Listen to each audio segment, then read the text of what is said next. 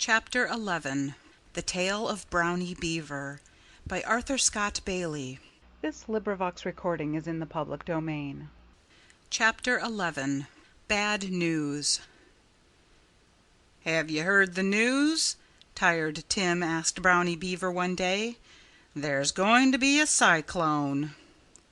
"A cyclone?" Brownie exclaimed. "What's that?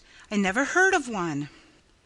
"It's a big storm with a terrible wind," Tired Tim explained. "The wind will blow so hard that it will snap off big trees." "Good!" Brownie Beaver cried. "Then I won't have to cut down any more trees in order to reach the tender bark that grows in their tops."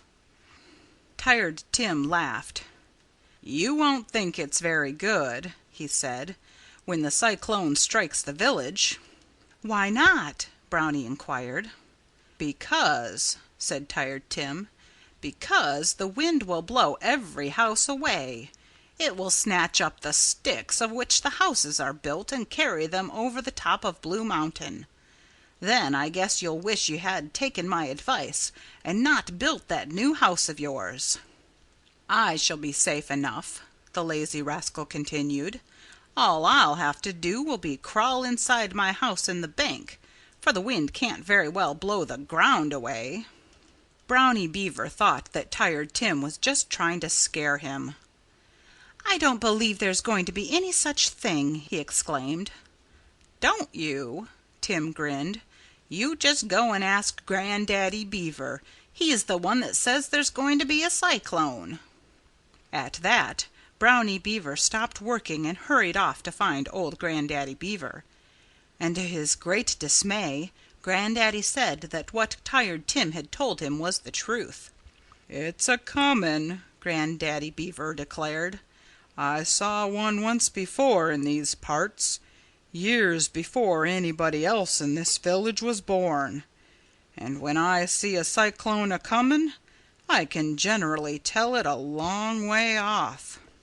"When is it going to get here?" Brownie asked in a quavering voice. "Next Tuesday," Grandaddy replied.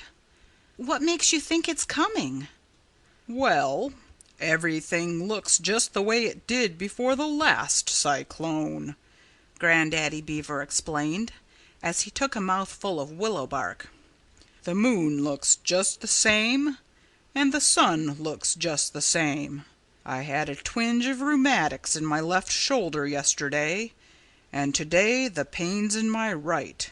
It was exactly that way before the last cyclone." Brownie Beaver did not doubt that the old gentleman knew what he was talking about. He remembered that Grandaddy Beaver had warned everyone there was going to be a freshet, and though people had laughed at the old chap, the freshet had come.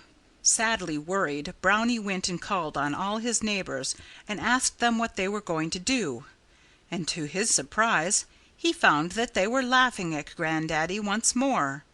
They seemed to have forgotten about the freshet.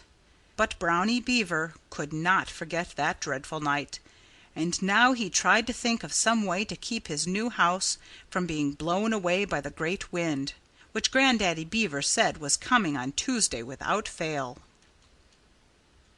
Chapter 12